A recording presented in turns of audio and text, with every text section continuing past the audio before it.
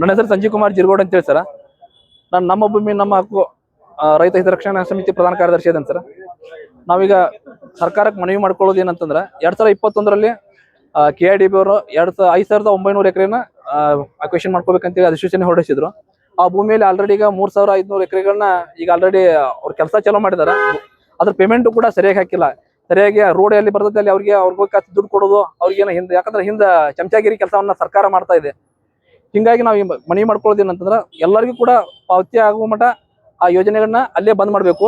ಆಮೇಲೆ ಇದು ಮುಗಿದ ನಂತರ ಈಗ ಏನು ಇನ್ನು 2,500 ಎಕರೆ ಅಕ್ವೇಷನ್ ಮಾಡ್ಬೇಕಂತ ಏನು ಅಧಿಸೂಚನೆ ಐತಿ ಅದನ್ನ ಇಲ್ಲಿಗೆ ಕೈ ಬಿಡ್ಬೇಕು. ಯಾಕಂದ್ರೆ ರೈತರು ಕೂಡ ಅಲ್ಲಿ ಇರ್ತಕ್ಕಂಥ ರೈತರು ನಮ್ ಜೀವ ಹೋದ್ರು ಕೂಡ ನಮ್ಮ ಭೂಮಿಯನ್ನು ಕೊಡ್ಲಾರದಂತ ಒಂದು ವಿಚಾರದಲ್ಲಿ ನಾವು ಬಂದಾಗ, ಅಕಸ್ಮಾತ್ ಈ ಭೂಮಿಯನ್ನ ಅವ್ರು ತಗೊಳ್ಳಿಕ್ಕೆ ಅದು ಬಂದ್ರೆ ಬಿಡದಾಗ ಆದಂತ ಪರಿಸ್ಥಿತಿ ಅವ್ರಿಗೆ ಅಲ್ಲಿ ನಾನು ಪೊರಕೆಲೆ ಹೊಡೆದಾರ.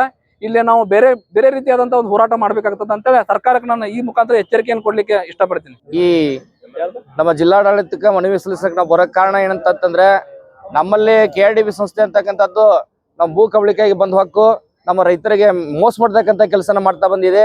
ಕಾರಣ ಈಗಾಗಲೇ 3,500 ಎಕರೆಗೆ ಈಗಾಗಲೇ 45 ಲಕ್ಷದಂಗ ಭೂಮಿ ಹಂಚಿಕೆಗೆ ದುಡ್ಡು ಕೊಟ್ಟು ನಮ್ಗೆ ಇನ್ನು ಉಳಿದಂತ 2,500 ಎಕರೆ ಜಮೀನಿಗೂ ಕೂಡ ಕೈ ಹಾಕುವಂತ ಕೆಲಸ ಮಾಡಕತ್ತೈತಿ. ಆದ ಕಾರಣ ಈಗ ನಾವ್ ಏನ್ ಮಾಡಕತ್ತೀಪ್ಪ ಅಂದ್ರೆ, ನಾವು ಇನ್ನು ಉಳಿದಂತ 2,500 ಎಕರೆ ಜಮೀನ ಯಾವ ಕಾರಣಕ್ಕೂ ನಾವು ಬಿಟ್ಕೊಡುದಿಲ್ಲ. ನಾವು ಈ ಜಲಂ ಹೋದ್ರು ಕೂಡ ನಮ್ಮ ಜಮೀನನ್ನು ಬಿಟ್ಕೊಡಲ್ಲ ಅಂತಕ್ಕಂಥದ್ದು ಒಂದು ಗಟ್ಟಿ ನಿರ್ಧಾರದಿಂದ ನಾವು ಜಿಲ್ಲಾಡಳಿತಕ್ಕೆ ಬಂದ ನಮ್ಮ ಮನವಿಯನ್ನು ಸಲ್ಲಿಸುವಂತ ಕೆಲಸವನ್ನು ಮಾಡ್ತಿದ್ದೀವಿ. ಈಗಾಗಲೇ ಮತ್ತೆ 3,500 ಎಕರೆ ಜಮೀನನ್ನ ಏನ್ ಕಬಳಿಸ್ಯಾರಲ್ಲ, ಅದು 45 ಲಕ್ಷ ರೂಪಾಯಿ ಕೊಟ್ಟಿದ್ದಕ್ಕೆ ನಮ್ಗೆ ಒಪ್ಪಂದ ಇಲ್ಲ.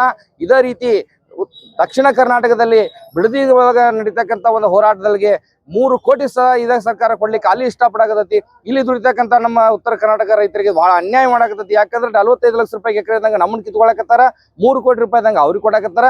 ಆ ತಾರತಮ್ಯದಲ್ಲೂ ಕೂಡ ಬಹಳ ಒಂದು ಮೋಸದ ವಂಚನೆಯನ್ನು ನಡೆದ ಕಾರಣ ಈಗ ನಮ್ಗೂ ಕೊಟ್ಟಂತ 3,500 ಎಕರೆ ಜಮೀನಿಗೂ ಕೂಡ ನಮಗೂ ಕೂಡ ಅಲ್ಲಿ ಕೊಟ್ಟಂತ ರೇಟನ್ನು ಕೊಡಬೇಕು, ಇಲ್ಲವಾದ್ರೆ ನಮ್ಮ ಭೂಮಿಯನ್ನು ನಮಗೆ ಬಿಡ್ಬೇಕು ಅನ್ನುವಂತ ಹಕ್ಕೊತ್ತಾಯನ್ನು ಕೂಡ ನಾವು ಸರ್ಕಾರಕ್ಕೆ ಮನವಿ ಮಾಡ್ಲಿಕ್ಕೆ ಬಂದಿದ್ದೀವಿ. ಅದರ ಜೊತೆಗೆ 2,500 ಎಕರೆ ಜಮೀನಕ್ಕೆ 4 ಕೋಟಿ ಬಿಟ್ಟು 5 ಕೋಟಿ ಕೊಟ್ರೆ ಈ ಜಮೀನು ನಾವು ಕೊಡೋದಿಲ್ಲ ಅಂತ ಹಕ್ಕೊತ್ತಾಯ ಏನು ಇದು ಸಂಸ್ಥೆ ಏನಿತ್ತಲ್ಲ, ಕೈಗಾರಿಕಾ ಕಾರ್ಮಿಕ ಸಂಸ್ಥೆ, ಇದು ಯಾವುದೇ ಕಾರಣಕ್ಕೂ ಏನು ಮುಂದೆ ಒಂದು ಹೆಜ್ಜೆನೂ ಕೂಡ ಇಡಬಾರ್ದು ಅಂತ ಹೇಳಿ ನಾವು ಜಿಲ್ಲಾಧಿಕಾರಿಗೆ ಮನವಿ ಕೊಡ್ಬೇಕಂತ ಬಂದಿವಿ ಸರ್. ನಾನು ಕರ್ನಾಟಕ ರಾಜ್ಯ ರೈತ ಸಂಘ ಧಾರವಾಡ ಜಿಲ್ಲೆ ಅಧ್ಯಕ್ಷರು ರೈತ ಸಂಘ ಸುಭಾಷ್ ಮಾದನ್ ಅವರು.